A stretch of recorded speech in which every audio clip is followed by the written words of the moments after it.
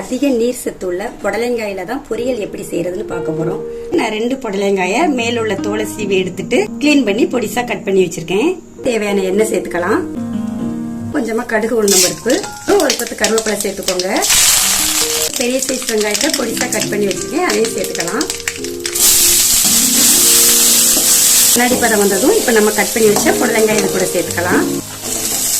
3 spoon பாசி பருப்பை ஒரு 10 நிமிஷமா தண்ணியில ஊற வச்சிருக்கேன், அதையும் சேர்த்துக்கலாம்.